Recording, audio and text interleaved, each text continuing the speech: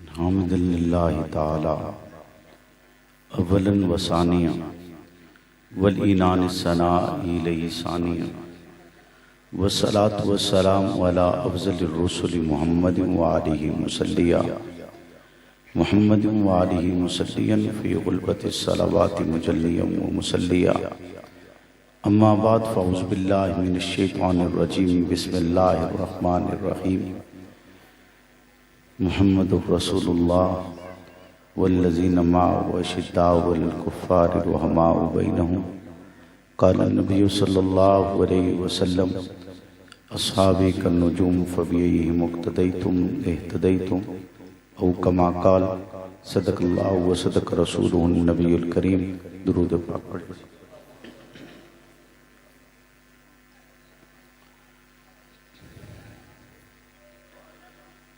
अल्लाहुम्मा सल्लि अला मुहम्मदिन मादनिल जूदि वल करम मंबइल हिल्मि वल हिकम व आलिहि वसल्लम। है कमाल रुतबा मुस्तफ़ा बलगल लुला बिकमालिही, ये असर है उनके जमाल का कशफत दुजा बे जमालिही। किसी एक अदा की तो बात क्या हसनत जमीओ खिसालिही, वो जिसने खुदा का पता दिया सल्लु अलैहि व आलिही। आपका हुक्म था सरकार नहीं होने दिया, खुद को किसी और का तलबगार नहीं होने दिया। ऐरे गैरे को ठहरने की इजाज़त नहीं दी, दिल को दिल रखा है बाजार नहीं होने दिया। मेरे वाजिबुल एहतराम दोस्तों बुजुर्गों, आज ग़ालिबन दूसरी मरतबा आपके इस इलाका उठवाल में हाज़िरी का शर्फ हासिल हुआ है। अल्लाह के आलम से दुआ करूँ कि वो मुझे हक़ और सच कहने की तौफ़ीक़ अता फ़रमाए और हक़ और सच कहने के बाद मुझे और आपको उस पर अमल पैरा होने की भी तौफ़ीक़ अता फ़रमाए।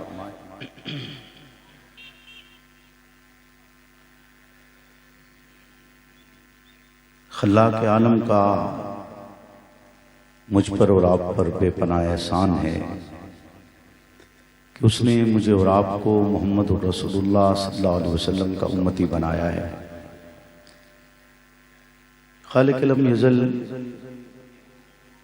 जो इस कायनात का रब है, और रब कहते उसे हैं जो किसी शय की परवरिश करे और परवरिश करते हुए उसे हद्दे कमाल को पहुंचा। उस रब ने जो शय इस कायनात में बनाई, हर एक शय को उसके हद्दे कमाल तक पहुंचाया। हत्ता कि उसने नबुव्वत का आगाज किया। हजरत आदम अलैहिस्सलाम से सिलसिला शुरू हुआ और चलते चलते मोहम्मद रसूलुल्लाह सल्लल्लाहु अलैहि वसल्लम तक पहुंचा। तो यूं समझा जा सकता है कि मोहम्मद रसूलुल्लाह पर आकर नबुव्वत का सिलसिला हद्दे कमाल को पहुंच गया। अब आपके बाद कोई और नबी इसीलिए नहीं आ सकता कि इस कमाल के बाद अब कोई नबी लाया ही नहीं जा सकता है जिस इंतहा पे मोहम्मद मौजूद है। तो हम आज की इस गुफ्तगू को एक उन्वान देना चाहेंगे, और वो इसलिए कि अल्लाह के आलम ने इंसानियत पर बहुत बड़ी मेहरबानी की और रहमत की इंतहा की, और उसकी रहमत का तकाजा है क्योंकि वो रहमान है। और रहमान जिसका रहम आम भी हो, जिसका रहम खास भी हो, रहमान कि जिसकी रहमत ने इस पूरी कायनात को घेरा हुआ है, क्योंकि उसके अर्श ने इस कायनात को घेरा हुआ है। और कुरान कहता है अर्रहमान अलल अर्श इस्तवा, रहमान अर्श पर मुस्तवी हुए, यानी उसकी सिफ्त रहमत ने इस पूरी कायनात को घेरा हुआ। और सिफ्त रहमत की इंतहा ये है कि उसने अपना जो आखिरी महबूब भेजा उसे रहमतुल लिल आलमीन बना के भेजा है। तो इसलिए आज की इस गुफ्तगू को चूंकि उन्हें भेजा गया और भेजा भी गया रहमत बनाकर, तो इसको उन्वान देते हैं कि तुझको भेजा गया है करम के लिए। तुझको भेजा गया है, उन्वान क्या है? एक तो आपका होगा जलसे वालों का उन्वान क्या है, आपका पैगंबर इनकलाब। मकसद तो वही है ना, मकसद तो सीरत बयान करना है। तो तुझको भेजा गया है, बोले ना, तुझको भेजा गया है मोहम्मद मुस्तफ़ा अहमद मुजतबा, मेरे शाह उमम सैयदुल अंबिया, तुझको भेजा गया है करम के लिए। वजह कोनो मकान है मेरा मुर्तजा, वजह कोनो मकान है मेरा मुर्तजा, आप जैसा कोई ना यहाँ ना वहाँ, तुझको भेजा गया है करम के लिए।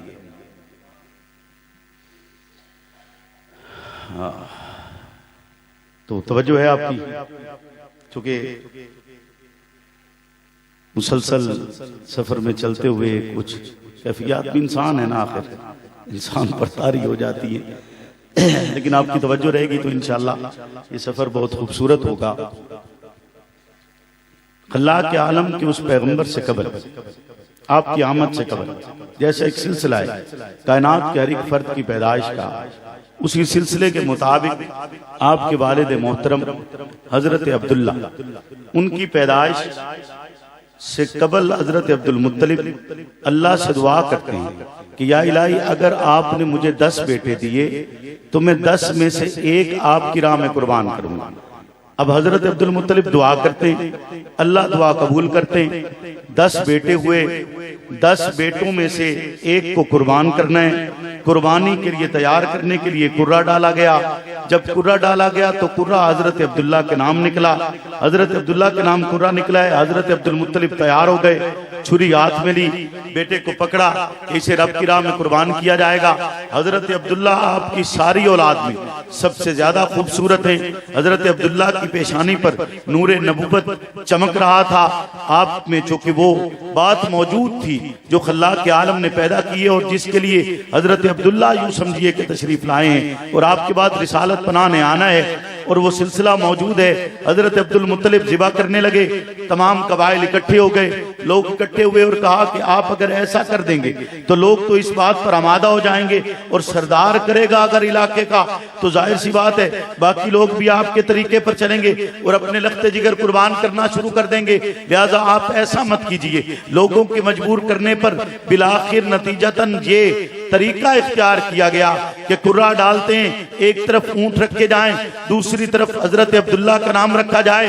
देखते हैं कि नतीजा क्या निकलता है। 10 ऊंट रखे गए, हजरत अब्दुल्ला का नाम भी रखा गया। 10 ऊंट रखने के बाद नतीजतन निकलते हजरत अब्दुल्ला का नाम है। कुर्रे में से निकला हजरत अब्दुल्ला का नाम, यानी ऊंट नहीं निकले। फिर कुर्रा डाला गया, फिर ऊंट नहीं निकले, हजरत अब्दुल्ला का नाम रखा गया। ऊंट बढ़ाते चले गए, 20 हुए, 20 से 30, 30 से 50, 50 से 100 ऊंट हो गए। 100 ऊंटों पर पहुंचने के बाद भी नाम जब कुर्रा डाला गया तो उस लम्हे में ऊंटों के लिए कुर्रा निकलता है। हजरत अब्दुल मुत्तलिब 3 मर्तबा कुर्रा डालते हैं, यानी 100 ऊंटों के लिए कुर्रा एक तरफ रखा जाता है और हजरत अब्दुल्ला के नाम का कुर्रा एक तरफ रखा जाता है। फिर कुर्रा डालने के बाद जब कुर्रा निकला तो कुर्रा फिर 3 मर्तबा 100 ऊंटों का निकलता है। उस लम्हे से आज तक इंसानियत का एहतराम देखिए, इंसानियत का मकाम देखिए, जिसे अशरफुल मखलूकात कहा गया। 87 लाख मखलूकात पर जिसे सरदार बनाया गया। अब तक के अंदाजे के मुताबिक खल्लाक के आलम की जमीन पर पैदा करता मखलूकात की तादाद 87 लाख है। और ये तादाद उन मखलूकात की अक़साम के एतबार से, तादाद के एतबार से नहीं है। फकत आप एक इंसान को देखें तो एक इंसान इस जमीन पर इस लम्हे में 8 अरब के करीब मौजूद हैं और पहले के आप मुराद ने और बाद वाले आने के मुराद ने तो आप उसका शुमार नहीं कर सकते। यानी मखलूकात की तादाद शुमार नहीं हो सकती, मात्र अक़साम शुमार की गई और वो अक़साम 87 लाख बनती हैं। उन अक़साम पर जिसे सरदार बनाया गया उसका एहतराम देखिए, उसका मर्तबा और मकाम है, उसका इज्जत और शर्फ है। लेकिन अगर कोई उसको कत्ल करता है, उसके साथ जुल्म करता है, ज्यादती करता है, तो दूसरी इंसानी जान बचाने के लिए दियत का कुलिया रखा गया। दियत के कुलिये के लिए जो तरीका इस्लाम इख्तियार करते हैं वही करते हैं जो हजरत अब्दुल्ला के लिए इस्तेमाल हुआ, यानी 100 ऊंट कुर्बान किए जाएंगे, 100 ऊंट बतौर दियत दिए जाएंगे। यानी अब्दुल्ला के लिए जो दियत रखी गई वो आज तक इंसानियत में किसी एक इंसान के कत्ल पर दियत दी जाती है। मोहम्मद रसूलुल्लाह के उस नूरे नबुव्वत की बदौलत अब्दुल्ला की जान भी बची है और इंसानियत के लिए यह मकाम भी अता हुआ है कि इंसानियत को दियत के तौर पर अगर एक जान जाया हुई तो दूसरी जान बचाई जा सकती है। उसका तरीकाकार इस्लाम ने मुतय्यन किए। वजह मोहम्मद रसूलुल्लाह का नूर बनाए, फिर क्यों ना कहा जाए तुझको भेजा गया है करम के लिए, तुझको भेजा गया है, बोलिए ना, तुझको भेजा गया है, ऊंचा ऊंचा ऊंचा, तुझको भेजा गया है करम के लिए। वो जो वजह तकद्दुस, वो जो बातिन में है, वो जो वजह तकद्दुस बातिन में है, वो जो वजह तकद्दुस बातिन में है, आपके पहुंचने पर हुआ है आया, तुझको भेजा गया है करम के लिए, तुझको भेजा गया है। अल्लाह अकबर। हजरत अब्दुल्ला और हजरत आमना के दरमियान निकाह होता है। हजरत अब्दुल मुत्तलिब को एक राहिबा बतलाती है, कहती है आपके एक हाथ में नबुव्वत है और एक हाथ में आपके सरदारी और सल्तनत है, लिहाजा आप बनु ज़हरा में निकाह कीजिएगा। एक ही वक्त में उनका निकाह भी वहीं होता है उम्मे हाला के साथ, और एक ही वक्त में हजरत अब्दुल्ला का निकाह भी होता है हजरत आमना के साथ। निकाह हुआ, निकाह के बाद जब आप हजरत अब्दुल्ला इतने खूबसूरत थे कि मक्का की हर औरत चाहती थी कि उसकी शादी उनसे हो जाए, और जिस दिन हजरत अब्दुल्ला की शादी हुई उस दिन मक्का की तमाम औरतें बीमार हो गई कि ये शर्फ और ये फजीलत, जो खूबसूरती और हुस्न और जमाल जो उनकी पेशानी पर चमकता था वो इतना नूरानी और इतना मुनव्वर था कि कोई हर फर्द ये चाहता था कि वो नूर उसकी तरफ आ जाए। और जिस लम्हे में हजरत आमना से निकाह हुआ और वो नूर आगे मुंतकिल हुआ है, शिकम ताहिर में आया है, और उसके मुंतकिल होने के साथ हजरत आमना को फरिश्ता आता है, ख्वाब में बतलाता है। हजरत आमना को इल्म नहीं है, ख्वाब में बतलाते हुए कहते हैं कि आपको, आप जानती हैं, आप हमल से हैं, आप जानती हैं कि आपके शिकम ताहिर में वो नूर आ चुका है। वो जवाब में कहती है कि मैं तो नहीं जानती, मुझे तो खबर नहीं है। बतलाया जाता है कि वो नूर आपके शिकम ताहिर में आ चुका है और वो अल्लाह का नबी है, आखिरी नबी है। वक्त चलता रहा, हजरत आमना इस दुनिया पर अपना वक्त गुजार रही हैं और वो वक्त गुजार रही हैं जिस वक्त को मुद्दत हमल कहा जाता है। हजरत अब्दुल्ला इस दुनिया से रुखसत हो गए। हजरत अब्दुल्ला रुखसत हुए, आप रिसालत पना यतीम हुए। मलाइका सवाल करते हैं, कहते हैं खल्ला के आलम, आपका पैगंबर, आपका आखिरी रसूल, आपका महबूब यतीम हो चुका है। जवाब मिलता है कि इसका वाली और वारिस वो खल्ला के आलम है, वो रब है जिसने इस कायनात को पाला है, वो रब है जो इसका पालनहार है, वो रब है जिसने इस कायनात को बनाया है। हजरत आमना फरमाती है कि पूरी मुद्दत अमल जब आप रिसालत बना, आपका नूर मुबारक आपके शिकम ताहिर में था, कहती है एक दिन भी मुझे वजन महसूस नहीं हुआ, और उस पूरी मुद्दत के दौरान जमीन और आसमान पर सदा लगती रही कि वो आने वाला है जिसके आने का जमाने को इंतजार था। हजरत आमना कहती हैं जब आपकी पैदाइश हुई, पैदाइश के बाद आप घुटनों के बल बैठे और आसमान की तरफ आपने देखा है, आपकी नाफ पहले से कटी हुई थी और आपकी पैदाइश के साथ एक नूर जाहिर होता है, और उस नूर के जाहिर होने के साथ कैसर और किसरा के मल्लात दिखाए जाते हैं। आतिश कदा जो हजारों साल से चल रहा था वो आतिश कदा बुझ जाते, बुत परस्ती पर एक मोहर लग जाती है कि अब खल्ला के आलम का वो अजीम पैगंबर आए। जिस लम्हे में आपकी पैदाइश होती है, मछलियां पानी में दौड़ती हैं, दूसरी मछलियों को इतला देती हैं, दरिंदे जमीन पर दौड़ते हैं, दूसरे दरिंदों को मुबारकबादी और उसकी इतला देते हैं। हर जमीन की अलिक शे एक दूसरे दूसरे को इत्तला दे रही है कि कायनात का वो आला तरीन फर्द इस दुनिया पर तशरीफ ला चुका है, उसकी आमद हो चुकी है, वो आ चुका है जिसके आने का जमाने को इंतजार था। आप देखिए तो सही कि वो जब शिकमे ताहिर में आए माँ को तकलीफ नहीं हुई, वो पैदा हुए माँ को तकलीफ नहीं हुई, पैदाइश के साथ ही करम और रहमत का सिलसिला शुरू है। शिकमे ताहिर में आते ही करम और रहमत का सिलसिला शुरू है। फिर क्यों ना कहा जाए कि तुझको भेजा गया है करम के लिए, तुझको भेजा गया है करम के लिए। दूध पिलाने की मुद्दत रिजा हलीमा सादिया आती हैं, मक्का में आई, तलाश करती हैं कोई घर मिल जाए। अब जो भी आए रिसालत पनाह के दरवाजे पर और पूछा जाए कि बच्चे के बड़े कौन हैं, इसके बुरासा कौन है, जब ये इत्तला मिले कि बच्चा यतीम है, लोग छोड़कर चले जाएं, हलीमा सादिया के कबाइल के अफराद छोड़कर चले जाएं, बनु साद छोड़ता चला जा रहे कि ये वालिद तो है नहीं, हमें क्या मिलेगा, न दौलत मिलेगी न कुछ और मिलेगा। चूंकि तरीका कार यही था कि बच्चा लिया जाता, उसकी परवरिश की जाती, उसे जुबान सिखाई जाती और उसको वो तौर तरीके सिखाए जाते और अरब कबाइल अपने बच्चों को देहात के अंदर भेजते ताकि वो असल अरबी जुबान सीख सके और उसकी परवरिश उस माहौल में हो जिसके साथ वो अरब की सरजमीन पर बेहतरीन तरीके से जिंदगी गुजार सके। और वो आते हैं और सवाल किया जाता है, जब पूछा गया बतलाया गया कि इनका वालिद नहीं है, छोड़ कर जा रहे हैं। बिलाखिर हलीमा सादिया को भी कोई और दस्तयाब नहीं होता, कोई और बच्चा नहीं मिलता और वो रिसालत पनाह को गोद ले लेती हैं। अब गोद लेने की देर थी कि उसी लम्हे के अंदर फरावानी शुरू हो जाती है। हलीमा सादिया कहती हैं कि ऊँटनी पर सवार हुई तो ऊँटनी दौड़ने लगी है, वही ऊँटनी जो उससे पहले चलने की ताकत नहीं रखती थी, मुश्किल से आई है। कैद का जमाना है, बनु साद मुश्किलात में वक्त बसर कर रहा है, लेकिन हलीमा सादिया का घराना खैरो बरकत से बढ़ता चला जाता है। और आपकी पड़ोसन पूछती है, हलीमा वजह क्या है कि तेरे घर सारी रात रोशन रहा करता है, इसकी क्या वजह है? हलीमा सादिया कहती है, मैं कोई चिराग नहीं जलाती बल्कि नूरे नबुव्वत है, मोहम्मद रसूलुल्लाह के चेहरा अनवर की रोशनी है जिसकी बदौलत घर सारी रात रोशन रहा करता है। 7 बकरियां उससे कबल हलीमा सादिया की थी,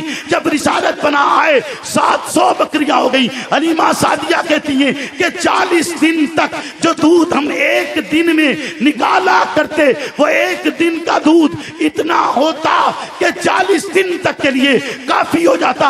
हत्ता के कबीले के अफराद ने कहा, हलीमा ये सारी बरकतें तुम तन्हा हासिल करोगी, कुछ तो हमें भी दो। तो हजरत हलीमा सादिया उस तालाब में जिससे बकरियों को पानी पिलाया जाता था, उसमें मोहम्मद अरबी के कदमैन मुबारक को धोती हैं और उससे वो बकरियां पानी पीती हैं। सारा कबीला खुशहाल हो जाता है, सारे कबीले में फरावानी आ जाती है, सारे कबीले में बरकत आ जाती है, सारे कबीले में रहमत आ जाती है। हलीमा सादिया कलख्ते जिगर कहते कि अपनी मालदा को बताते हुए, इतला देते हुए कहते कि मोहम्मद इतने अजीम हैं, मोहम्मद की इतनी बरकत है कि हम जंगल में बकरियां चराने के लिए जाते हैं तो जिस मकाम से रिसालत पनाह गुजरते हैं जंगल हरा भरा हो जाते हैं, आप कदम रखते हैं तो रेत पर आपका निशान नहीं बनता, अगर पत्थर आपके पांव के नीचे आता है तो मोम बन जाता है और उस पर आपके कदमैन मुबारक के निशान पड़ जाते हैं। हलीमा सादिया के कबीले की हालत पहले कैद ज़दा है, फिर वो उमरा में शुमार होते हैं, फिर उसे बरकत मिलती है, रहमत मिलती है, रब का करम मिलता है। फिर क्यों ना कहा जाए तुझको भेजा गया है करम के लिए।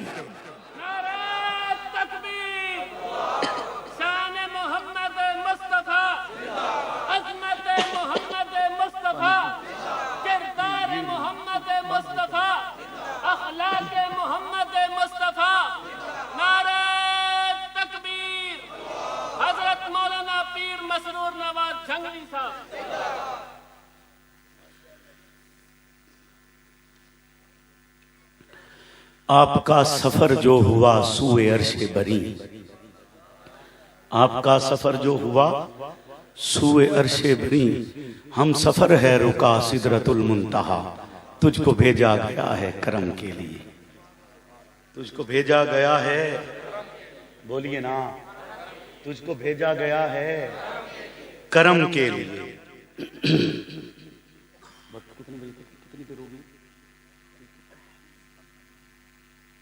तवज्जो है जी, बोले ना, तुझको भेजा गया है, तुझको भेजा गया। ये अब तक मैंने किसी जगह ये तकरीर पहले नहीं की, ये सबसे पहले आपके यहाँ करता हूँ, इससे कबल नहीं की है। बहुत सारी तकारीर थी जो आपके यहाँ की जा सकती थी, लेकिन मेरा दिल चाहा कि आपसे आज नए अंदाज से कुछ गुफ्तगू की जाए। तवज्जो है आपकी। तुझको भेजा गया है, ऊंचा बोलिए, तुझको भेजा गया है। सिलसिला चलता रहा बात को, चूंकि ये तो बहुत तवील है आपके करम की दास्तान, पर इसको थोड़ा मुख्तसर करते हैं। तवज्जो है जी, आप तिजारत की गर्ज से गए, तिजारत की गर्ज से गए और जब वापस लौटे तो आपके हमराही जो शख्स था, गुलाम था, गुलाम आकर पैगाम क्या देता है? बोले ना, क्या बताता है गुलाम आकर? गुलाम आके कहता है कि आप जैसा इखलाक नहीं देखा, गुलाम आके कहता है आप जैसी तिजारत नहीं देखी। आप माल देते हैं तो पहले माल का नफा और नुकसान बतलाते हैं, उसमें कोई ऐब है तो ऐब बतलाते हैं, पूरा तोलते हैं, किसी चीज में कोई कमी नहीं करते, और माल में नफा पहले से ज्यादा होता है, क्योंकि तुझको भेजा गया है। बोले ना, तुझको भेजा गया है करम के लिए। सिलसिला चलता है, हल्फुल फजूल होता है, हल्फुल फजूल में कबाइल लड़ते हैं। अरब की बहुत बड़ी जंग है, और उस जंग में रिसालत पनाह ने कबल अल इस्लाम जो पहला हिस्सा किसी शय में लिया, किसी जंग में लिया, वो हल्फुल फजूल है। उस जंग में आप हिस्सा लेते हैं, लेकिन उस पूरी जंग में रिसालत पनाह ने एक तीर भी नहीं चलाया, तलवार भी नहीं चलाई, सिर्फ ढाल उठाई है और अपने चचाओं के सामने की है कि अगर कोई तीर आ रहा था तो आप उसका दिफा करते थे, लेकिन रिसालत पनाह ने किसी पर हमला नहीं किया, क्योंकि तुझको भेजा गया है करम के लिए। हजर अस्वद रखने का मौका आता है, हजर अस्वद रखने के लिए कबाइल के दरमियान इख्तलाफ मौजूद है। बिलाखिर ये नतीजा अखज़ किया जाता है कि जो शख्स सबसे पहले बैतुल्लाह में दाखिल होगा उसके जरिए से हजर अस्वद रखा जाएगा, और रिसालत पनाह दाखिल होते हैं आपकी आमद के साथ। अब कबाइल मौजूद है, उन्हें कहा जाता है कि आप रखिए। सरकार दो आलम सल्लल्लाहु अलैहि वसल्लम सारे कबाइल को इकट्ठा करते हैं, चादर बिछाते हैं, फिर उसमें वो पत्थर रखा जाता है। सब कबाइल से कहते हैं कि तुम सब उठाओ ताकि ये शर्फ और बरकत तुम सबको हासिल हो। फिर अपने हाथों से उसे बैतुल्लाह के अंदर नस्ब करते हैं, क्योंकि तुझको भेजा गया है करम के लिए। फरान की चोटी पर खड़े होते हैं, फरान की चोटी पर खड़े होकर रब की वादानियत का पैगाम देते हैं, लोगों को बचाते हैं, उनके लिए ऐलान करते हैं कि तुम बच जाओ, तुम्हारे लिए ये नुकसानदेह चीज है कि तुम बुतों की इबादत करते हो, उनसे मांगते हो, अगरचे ये अपने आप को भी कोई नफा नहीं दे सकते, इन पर मक्खी बैठे, ये मक्खी उड़ा नहीं सकते, इनमें कोई ताकत और कुदरत नहीं है, इनका कोई मकाम और मंजिलत नहीं है। मंजिलत और मकाम है तो उस रब के जो वातउला शरीक है। आप ऐलान करते हैं लोगों को हिफाजत करने के लिए, उनको इस बुराई से बचाने के लिए, क्योंकि तुझको भेजा गया है करम के लिए। सिलसिला चलते है, आपने ताइफ की वादी का किस्सा सुना हुए। ताइफ की वादी के अंदर आप पर पथराव किया जाता है, हत्ता के इतने पत्थर बरसाए जाते हैं, आपका जिस्म मुबारक चलनी चलनी हो जाता है, लहू मुबारक आपके जिस्म से बहता हुआ आपके नालेने मुबारक में जमा हो जाता है। आप बैठते हैं, फिर बगलों से पकड़कर आपको उठाया जाता है, फिर चलते हैं और पथराव किया जाता है, यानी फिर आप बैठते हैं, फिर आपको उठाया जाता है। इतनी तकलीफ के बाद जब मलाइका आते हैं और आकर कहते हैं आपको कि अगर आप कहें तो इस वादी को उठाएं और इन पर वापस पलट दिया जाए, आप कहें तो दोनों पहाड़ों के दरमियान इन्हें मसल दिया जाए, आप कहें तो इस वादी को उठाते हैं, आसमान से जमीन की तरफ इसे फेंक देते हैं। लेकिन रिसालत पनाह का जवाब यही होगा ना, बजुबान हाल समझिए। रिसालत पनाह ने कहा था कि मुझे करम के लिए भेजा गया है, रहमत के लिए भेजा गया है, बरकत के लिए भेजा गया। मैं जुल्म करने के लिए नहीं आया, तकलीफ देने के लिए नहीं आया। ये मुझे नहीं जानते, आने वाले तो जानेंगे, क्योंकि तुझको भेजा गया है करम के लिए।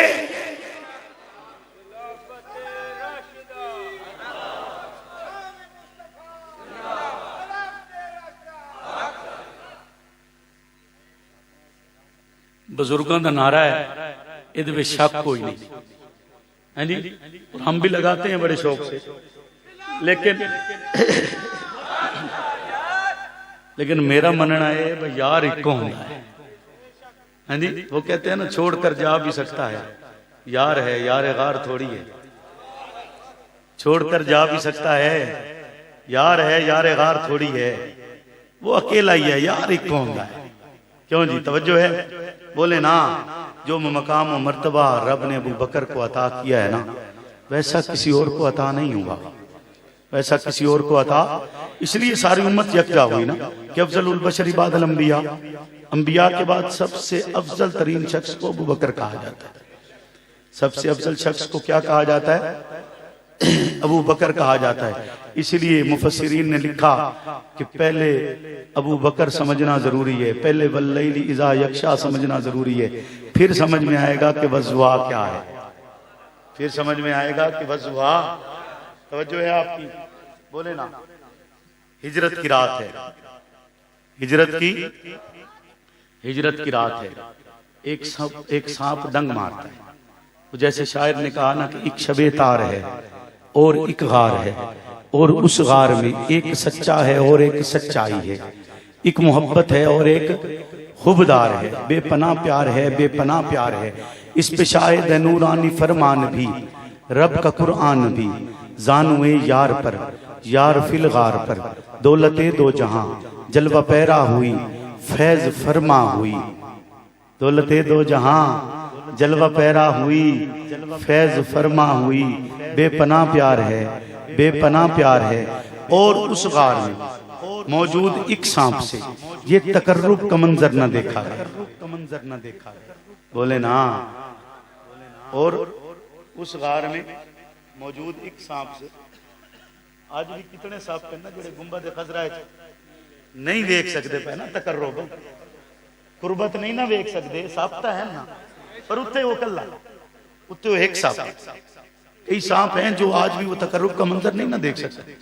बोले ना, तकलीफ होती है उन्हें, नहीं गुजर सकते सामने से, पर्दा करते हैं, चेहरे पे कपड़े डालते हैं जी, यानी चेहरे पे कपड़ा पांदे समझ तांदी पे ना अबू बकर वेदा ता पे आया है जी, चेहरा छुपाते हैं ना कि अबू बकर वेख ना लगे, है जी, और देख लेगा तो रिसालत पनाह को बता ना दे, रिसालत पनाह को बता ना दे कि ये आया था और इसने आपकी बारगाह के सामने आया और इसने अबू बकर पे सलाम नहीं पढ़ा। इसने सलाम, हक है अबू बकर का, अबू बकर का हक है। और अगर उसने उस हक की शिकायत कर दी रिसालत पनाह की बारगाह में, तो आपका क्या ख्याल है? रसूलुल्लाह मेरी और आपकी सुनेंगे या अबू बकर की सुनेंगे जी? किसकी सुनेंगे? अबू बकर की सुनेंगे ना। उस गार में मौजूद एक सांप से ये तकर्रुब का मंजर न देखा गया।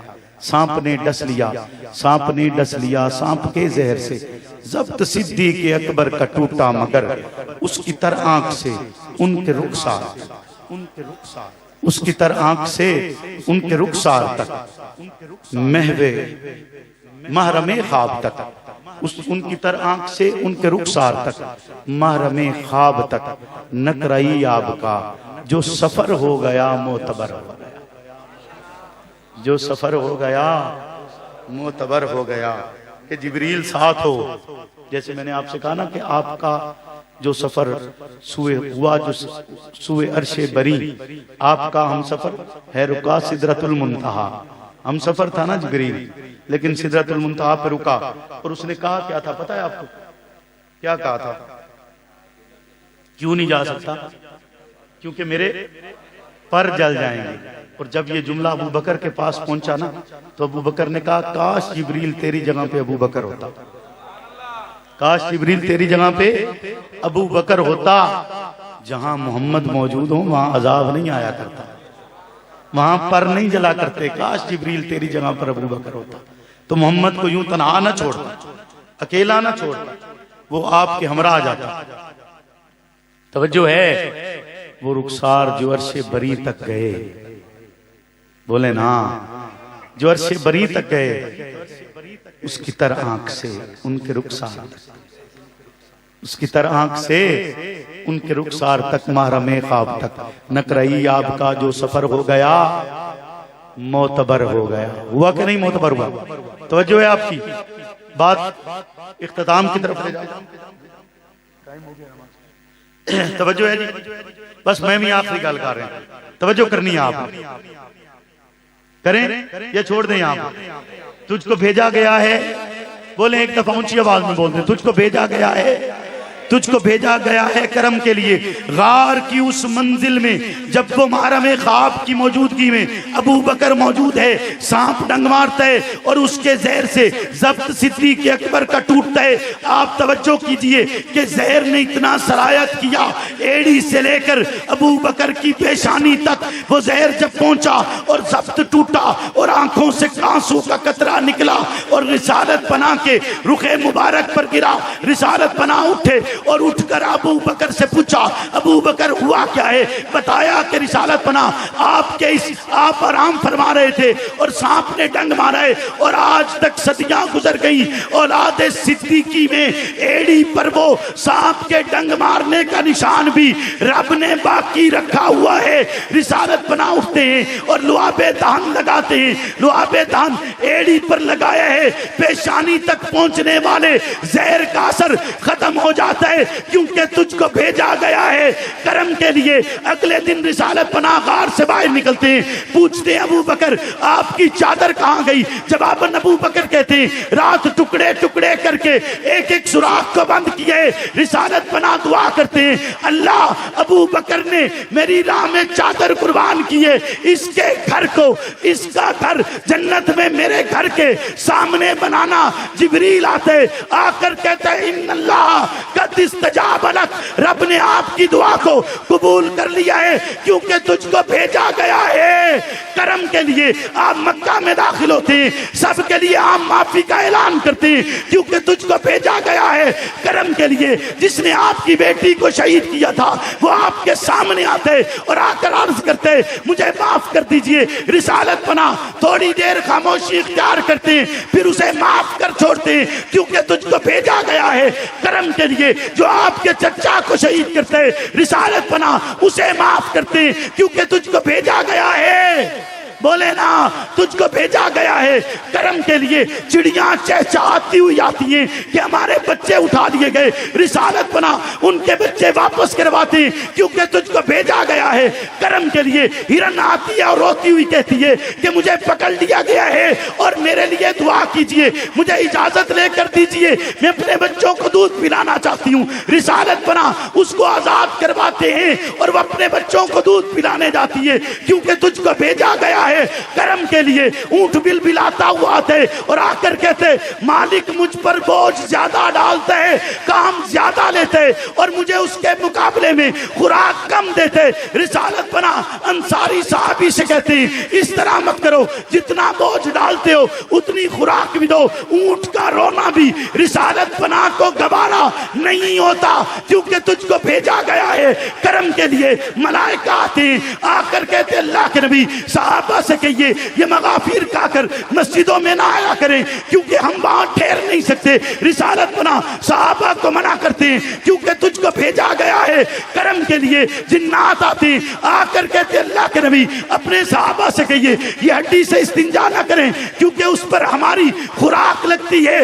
रिसालत बना साहबा को हड्डी से इस्तिंजा करने से मना करते हैं, क्योंकि तुझको भेजा गया है करम के लिए। मोहम्मद रसूलुल्लाह का अजीम तरीन साहबी और साथी इस दुनिया से रुखसत होते हैं और उसका जनाजा मोहम्मद अरबी के दरवाजे पर रखा जाता है। सदा लगाई जाती है आका इजाजत दें तो इसे दफना दिया जाए। जवाब आते हबीब को हबीब से मिला दिया जाए, क्योंकि तुझको भेजा गया है करम के लिए। मोहम्मद रसूलुल्लाह की इस मोहब्बत के साथ, आपकी चाहत के साथ, आपके साहबा से मोहब्बत करते हुए और इस राह पर चलते हुए अगर कोई मुश्किल मकाम आया ये कहकर गुजर जाएंगे फना फिल्लाह की तहबी बका का राज मुजबिर है, जिसे मरना नहीं आता उसे जीना।